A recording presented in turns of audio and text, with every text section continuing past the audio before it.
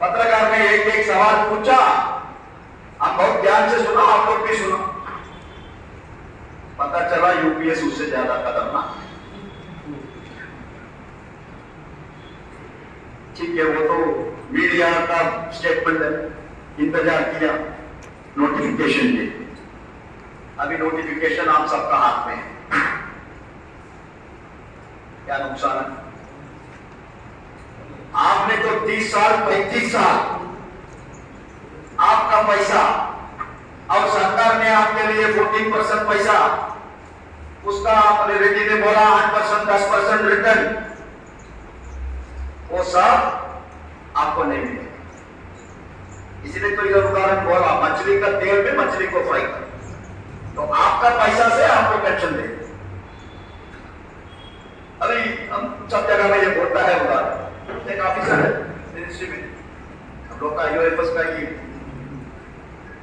उन्होंने बोला नया लड़का है वो, उन्होंने बोला सुनील कुमार जी देखो, हम रिटायरमेंट का समय, हमारा तो एनपीएस अकाउंट में कम से कम 2 करोड़ रुपया रहेगा, हम विड्रॉ नहीं करेगा तो 2 करोड़ रुपया रहेगा। अभी एनपीएस में हमको 60% उसका पैसा इमीडिएटली मिलेगा रिटायरमेंट का, 40% से हम एन्युटी परचेस करेगा, उसमें हमको कुछ पेंशन मिलेगा, 60% हमारा हाथ में रहेगा, 40% से हमको पेंशन मिलेगा, हम मरने के बाद हमारा मिसेस को कुछ मिलेगा, हम दोनों मरेगा तो हमारा नॉमिनी को 40% मिलेगा वापस। लेकिन यूपीएस में बाय द वे हम गया तो 2 करोड़ में केवल हमको 20 लाख रुपया सरकार देगा, बाकी 1 करोड़ 80 लाख रुपया सरकार का पास ही रहेगा, हम रहने में भी नहीं मिलेगा, हम मरने के बाद भी हमको नहीं मिलेगा। हमने बोला ओपन बोला जाने के लिए, एडीएफ उसी के खिलाफ नहीं, हम फाइट कर रहा है उसके खिलाफ। फिर वॉलंटरी रिटायरमेंट का सवाल आ गया। अभी तो पुराना पेंशन में 20 साल का बाद you are eligible for everything, 50% pension, gratuity, accommodation, everything. इसमें रखा 25 साल, ठीक है। 25 साल का बाद भी हम बिहार में जाएंगे, मान लिया हम 20 साल उम्र में नौकरी में आया, छोटा उम्र में हमको नौकरी मिली, 25 साल सर्विस मतलब हमारा उम्र 45 years, तो I am eligible for VR in UPS, unified pension. दे दिया बीआर, एक्सेप्ट हो गया। 15 साल हमको कुछ भी नहीं मिलेगा, 60 उम्र तक हमको वेट करना पड़ेगा, उससे पेंशन मिलेगी। ये 15 साल तुरंत क्या कहेगा, हमारा पैसा भी तुम्हारा पास, आपको 1 पैसा भी पेंशन नहीं मिलेगा। कितना अन्याय।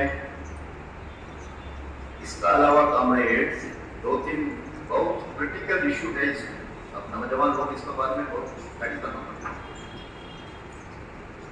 आप स्टडी किया वो स्कीम कैसा आया, ऊपर है यूनिफाइड पेंशन स्कीम, उसका बाद फर्स्ट वर्ड से लेके उस गैसेट का लास्ट वर्ड तक इधर भी पेंशन का नाम नहीं है।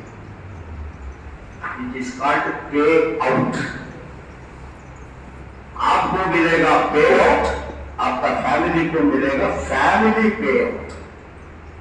The word pension itself is not there,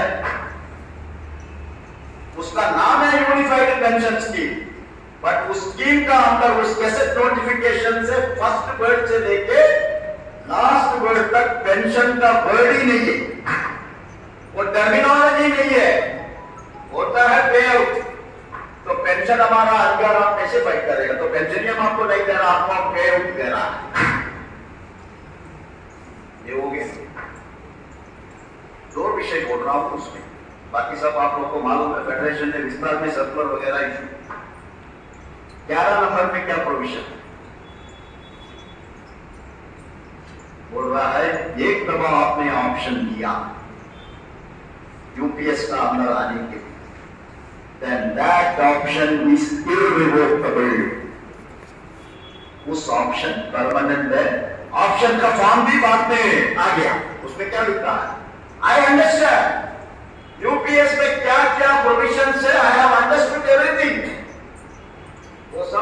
साल होने के बाद ही हम ऑप्शन दे रहा है हमको एनपीएस से यूपीएस में दे दिया। रेड्डी ने बोला ना, एनपीएस के लिए अपने ऑप्शन नहीं दिया। कैसे हम कॉर्पोरेटाइजेशन के लिए कोई ऑप्शन नहीं दिया, हमारा ऊपर जबरदस्ती डाला, ऐसा ही एनपीएस वाज फोर्स्ड ऑन। आपने नेवर बोला आपको एनपीएस दे दूंगा, it was forced on. That is why you have got the right to fight. आपको आज एक अधिकार है। 31/2003 तक हमारे सामने एक वर्कर आया, उसको ओल्ड पेंशन मिलेगा, एक 2004 के बाद हम आया करके हमको क्यों नहीं मिलेगा? There can not be disparity between the central government employees, हमको ओल्ड पेंशन चाहिए। आज पूछने का आपको अधिकार है, बिकॉज आपने कोई चिट्ठी नहीं दी, आपको एनपीएस चाहिए। लेकिन यूपीएस में तो आपको डाल दिया, you have to give option. आपको लिख के देना है, I am going to UPS and that option is final.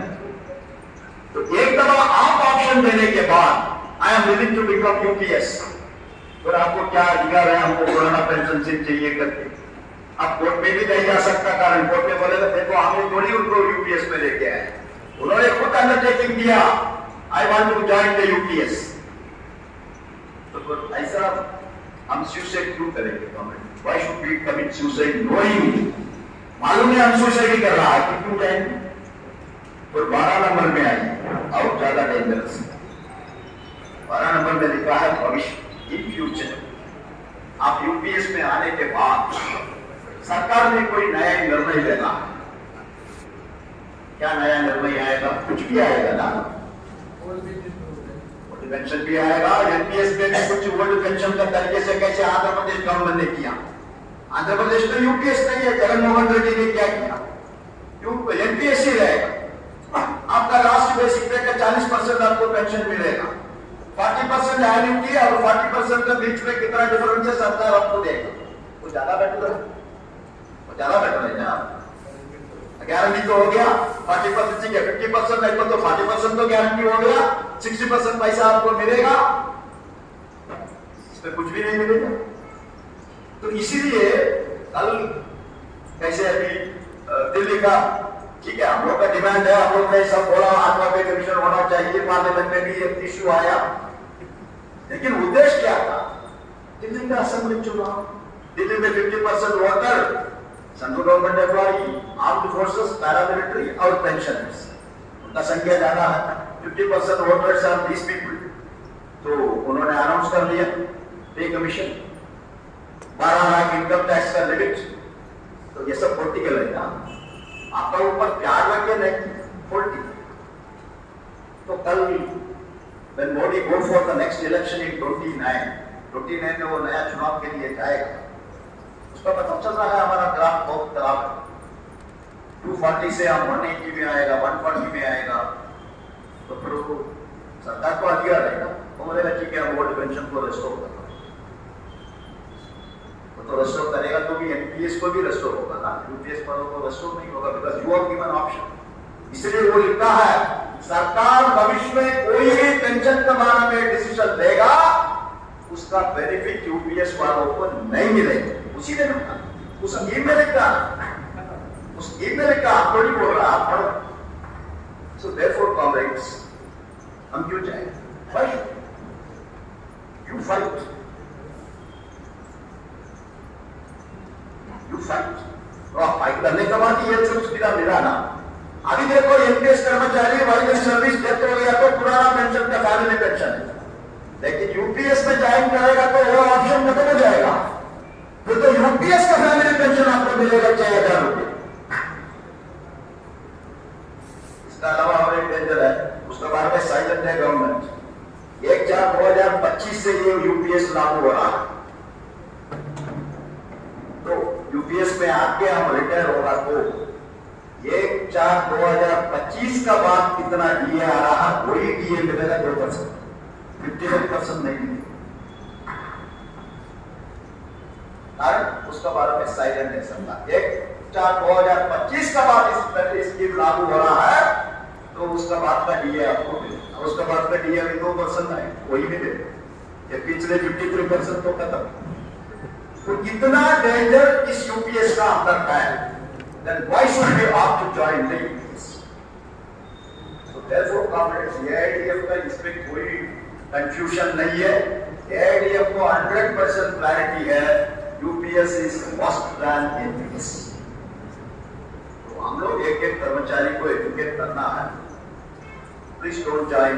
ऐसे हम बोल रहा है कॉर्पोरेटाइजेशन में ज्वाइन मत करो, कंपनी का कर्मचारी मत बनाओ, ऐसा यूपीएस का भी ऑप्शन मत दे दो। ओल्ड पेंशन के लिए हम लोग लड़ाई करेंगे, संघर्ष करेंगे, आज नहीं तो कल मिलेगा ही। बहुत दिन चीटिंग नहीं कर सकता।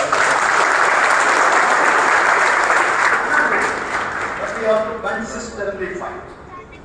बाकी हेल्थ रेड्डी ने बताया 22/12/2003 का पहले का नोटिफिकेशन पे कितना लोग आया, बहुत लोग अभी ओल्ड पेंशन में आ चुका है। हम भी फाइट कर रहा है। 7,500 वैकेंसी ऑर्डिनेंस फैक्ट्री बोर्ड में कुछ सैंक्शन किया, उस वैकेंसी में कितना लोग आया उन सबको ओल्ड पेंशन दे दो, ये लड़ाई तो चलेगा। लेकिन यूपीएस में जाने के बाद एक भी लड़ाई आप कर नहीं सकता, because it is your option, your option, your option. So no option should be. ठीक है, अभी लास्ट में अंतिम में